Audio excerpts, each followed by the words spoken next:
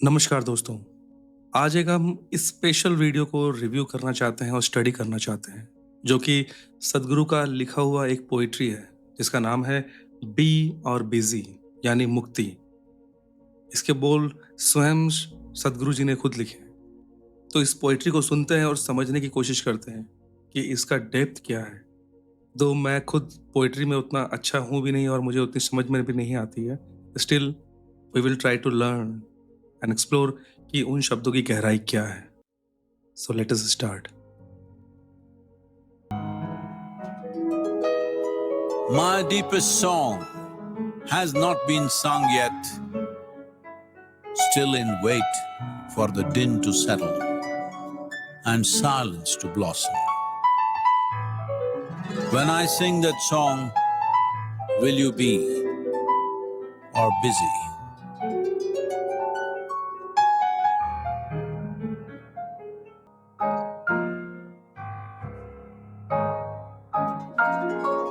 A strange drift, overwhelming all that I knew, all that I always was, all that I ever wanted to be, all that meant something to me.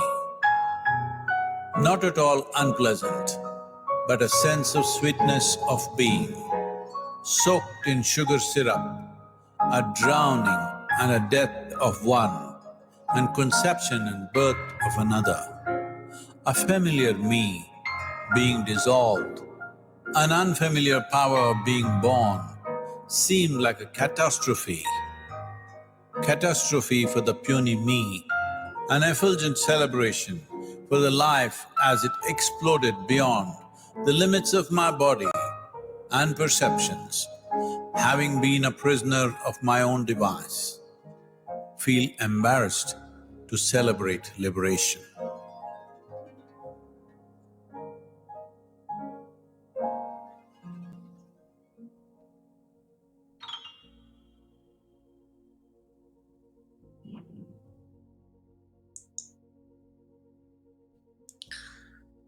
Wow, amazing. इतना in depth poetry. Generally मैंने जैसा आपको कहा कि मुझे poetry की उतनी समझ नहीं है, बट कुछ पोइट्री ऐसी होती है ना कि उनके शब्द खुद ही इतने अपने आप में सेल्फ एक्सप्लेनेटरी होते हैं कि हमें ज़्यादा क्वालिफाइड और बुद्धिमान होने की ज़रूरत नहीं है। अगर हम शब्दों को ध्यान से थोड़ा सुन लें कि क्या बोलना चाह रहे हैं वहाँ पे, तो बहुत ईज़ी हो जाता है समझना। ये पोएट्री जहाँ तक मुझे समझ में आई, ये एक तरह का उस समय के बारे में बता रहा है जिसमें हमें सेल्फ रियलाइज़ेशन होता है। We start understanding ourselves. हम एक फ़ेज़ से दूसरे फ़ेज़ में ट्रांसफ़ॉर्म होते हैं, एक नए जन्म लेते हैं। नॉट द फिज़िकल बॉडी जन्म, but psychological, mental, spiritual rebirth होता है हमारा। उसी सिचुएशन को यहाँ पे सद्गुरु जी अपने पोएट्री के थ्रू बोलना चाहते हैं।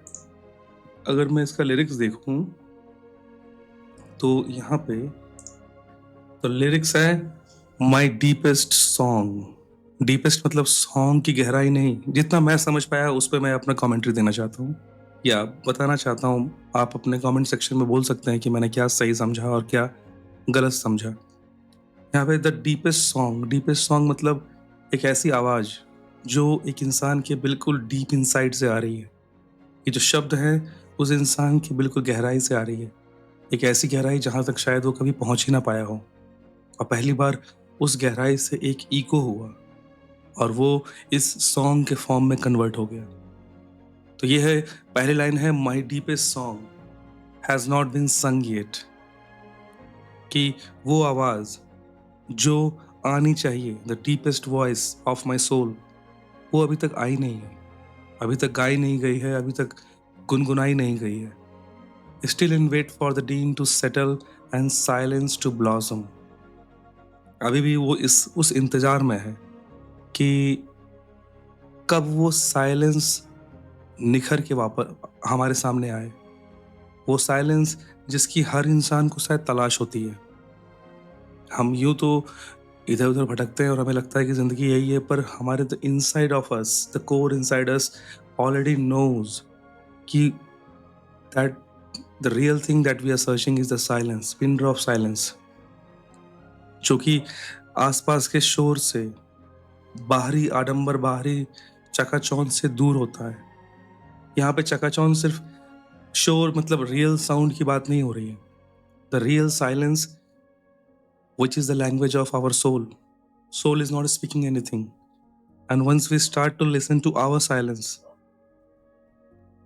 उसका भाषा ही है साइलेंस, मेरी जितनी समझ है। ओके, सो नेक्स्ट क्या है? When I sing that song, will you be or busy?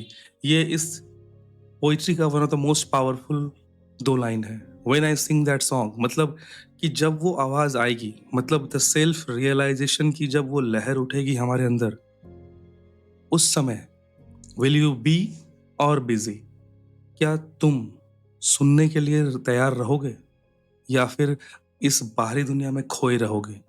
इस लाइन को मैं यही समझ पाया कि जिस दिन हमारा मन, हमारी आत्मा, हम और inside me, the core, the conscious me जागने की कोशिश करेगा, उस दिन क्या मैं वास्तव में उसको एक्सेप्ट करने के लिए, उसको सुनने के लिए, उसको अपने लाइफ में वास्तव में उतारने के लिए तैयार हूं?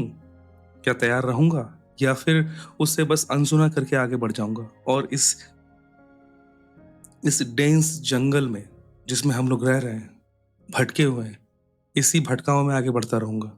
तो सवाल हमसे ये पूछा गया। A strange drift, overwhelming all that I knew, all that I always was, all that I ever wanted to be, all that meant something to me. ये जो है स्ट्रेंज ड्रिफ्ट, वो ड्रिफ्ट इतना स्ट्रेंज है कि मुझको वो तोड़ रहा है, मुझको वो झंझोर रहा है। किस सेंस में? कि वो whatever I knew, जो भी मैं जानता था आज तक, अपने बारे में समझता था, जो भी अपने बाहरी दुनिया के बारे में जो मुझे ज्ञान था, उसको वो ब्रेक कर रहा है। All that I always was, जो मेरी पर्सनैलिटी थी, जो मैंने बनाई थी, चाहे वो इंटेलेक्चुअल फॉर्म में हो, फिजिकल फॉर्म में हो, जो भी मुझे लगता है कि दुनिया ऐसी है, उस चीज को जो मैंने बनाया था उसको भी तोड़ रहा है। All that I ever wanted to be, वो सारी चीजें जो मेरे सपने थे, बाहरी दुनिया के सपने, जो मैं अचीव करना चाहता था, जो मैं बनना चाहता था, या फिर कह सकते हैं कि जो मैं सोचता था कि यही जिंदगी है, यही जिंदगी का आखिरी लक्ष्य होगा, यही लक्ष्य है मेरा, उसको भी ये तोड़ रहा है। All that meant something to me, जो भी मेरे लिए बहुत इंपॉर्टेंट थी, मतलब ओवरऑल ये बोलना चाह रहे हैं कि जो भी मैं जानता था, मानता था, सोचता था, बिलीव करता था, everything is being drifted by this thought, by that song. Okay, not at all unpleasant, ये भले मुझे तोड़ रहा है, झंझोर रहा है, मुझे विचलित कर रहा है, बट ये अनप्लेजेंट नहीं है, ये मुझे दुखी नहीं कर रहा। ये सबसे खूबसूरती है इस ड्रिफ्ट की, कि ये भले मुझे तोड़ रहा है, पर शायद इस तोड़ने में भी ये एहसास होता है कि मैं बन रहा हूँ, but a sense of sweetness of being, या कि हमें एक एहसास हो रहा है कि नहीं, मैं भले ये ड्रिफ्ट है जो मेरे बाहरी परत को तोड़ तो रहा है, पर शायद अंदर कुछ एक नया पनप रहा है, कुछ नया बन रहा है। And that is a sense of sweetness of being, कि मुझको रियलाइज हो रहा है कि यस, कि जो एक्चुअली में मैं हमेशा से, that my soul always wanted to be, शायद वो कन्वर्शन में आ रहा है, वो शायद उसकी एक नींव रख दी गई है, उसका बीज रोप दिया गया है, soaked in a sugar syrup, मतलब ब्यूटीफुली वो चीज राइज अप हो रहा है। A drowning and death of one and conception and birth of another, मतलब एक जिस शरीर को, जिस मन को, जिस दिमाग को, जिस मस्तिष्क को लेकर सिंस माई बायोलॉजिकल बर्थ लेके चल रहा था, उसकी भले मृत्यु हो रही है। जिस बिलीव को, जिस ज्ञान को, उसका अंत हो रहा है, बट एक conception and birth of another, एक नए गर्भ में मेरी एंट्री हो रही है। वो मतलब फिजिकल गर्भ या फिजिकल बर्थ की बात नहीं हो रही यहाँ पे, एक खुद में रीबर्थ ले रहा हूं मैं, that rebirth of my consciousness. और वो इंसिडेंस इतना प्यारा है कि वो इंसान वही बोलना चाह रहा है कि ये भले बहुत ओवरवेलमिंग है ये drift, but still that is very pleasant. This transformation from one stage to another, this transformation from one level to another is very pleasant, like a soaked in sugar syrup. A familiar me being dissolved.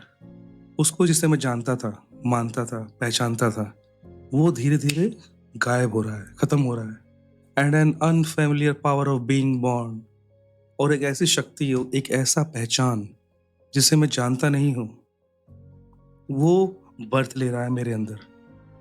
वाह, क्या lyrics लिखा हुआ है यार, amazing. Seemed like a catastrophe. एक भूचाल सा आ गया है हमारे अंदर, मेरे अंदर एक भूचाल सा है. ए कैटास्ट्रॉफी फॉर द पनी मी. मेरे ऐसे तुच्छ इंसान जो कि कमजोर, छोटा सा, उसके अंदर एक बहुत बड़ा भूचाल आया है. और एक ऐसा भूचाल जो मेरे ऐसे एक छोटे से इंसान को यूं तहस नहस कर दे. An effluent celebration for the life as it exploded beyond the limits of my body and perception. और पर एक ऐसा सेलिब्रेशन मन में आ रहा है, एक ऐसी खुशी, ऐसी ऐसी उमंग जो कि मेरे आंखों के, मन के, दिमाग के, मस्तिष्क के, दिल के, जो मैं आज तक फील कर पा रहा था, देख रहा था, सोच रहा था, उसके बियॉन्ड मुझे कुछ एक्सप्लोर करने का मौका मिला पहली बार.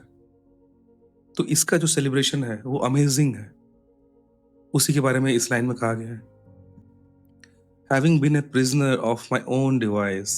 यस, कि अब तक हम प्रिजनर ही थे अपने सोच के, अपने दायरे के. क्योंकि हम हमेशा क्या होता है ना कि अपने आप को ही अपने चारों ओर एक प्रिजन तैयार करते हैं, अपने बैरियर, अपना सोच से बैरियर, चाहे अपने मन से, कि हम ये हैं. हम खुद ही एक बाउंड्री बनाते हैं कि I am this, I like this, I want to be this.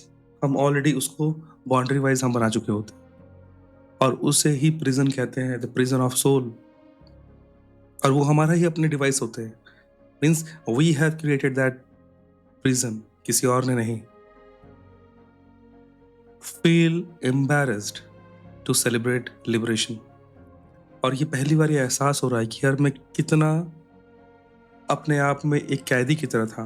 तो इस सेलिब्रेशन की लिबरेशन हो रहा है, मुक्ति मिल रही है. और ये सेलिब्रेट करने में एक शर्म भी है अंदर कि क्यों मैं इतना देर हो गया, क्यों मैं अब तक इस प्रिजन में एक प्रिजनर की तरह बन के बैठा हुआ था. तो ओवरऑल लिरिक्स यही है. And wow, once again I will say that's amazing. मेरा एक लिमिटेड अंडरस्टैंडिंग है, जिस अंडरस्टैंडिंग के बल पे मैं ये इतना कुछ समझा. बाकी दोस्तों, आप बताओ कि इस वीडियो से आपको क्या समझ में आया. आप कमेंट सेक्शन में बता सकते हो कि इस वीडियो में मैंने जो एक्सप्लेन किया या फिर जो मेरा समझ था, डेफिनेटली बहुत लिमिटेड है. जो पोइट्री को अच्छे से समझते हैं, पोइट्री को अच्छे से जानते हैं, they will explain it in even much better way. बहुत डेप्थ है इसमें. शायद मेरे पास वो शब्द नहीं है इसको बयां करने के लिए, but still I understood the poem. Maybe I am unable to explain that thing, but still I will say I have understood that poem. कि इस पोएम में ओवरऑल सदगुरु जी क्या मैसेज देना चाहते हैं. He is calling all of us कि please wake up.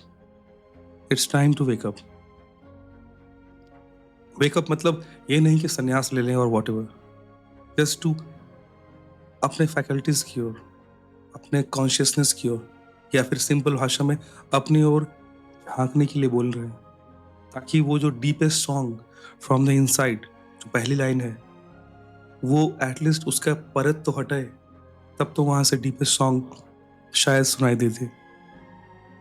तो इसलिए बहुत ज़रूरी है कि थोड़ा सा अपने को कोशिश करना चाहिए कि अपने आप को सुनना, कि what I am saying actually, what I am speaking is different, but what I am saying to myself, that is totally different. बाकी सब पोएम बहुत अच्छी थी. सो आई होप आपको ये पोइट्री तो डेफिनेटली अच्छी लगी होगी. मेरी कमेंट्री अच्छी लगी कि नहीं लगी, that is different thing. I hope सदगुरु जी ऐसे ही और पोइट्री दे और हमें एक उससे ज्ञान मिले, ज्ञान की एक किरण मिले और शायद हमारे जीवन में भी बदलाव आ जाए। Till then, stay healthy, stay happy, piece.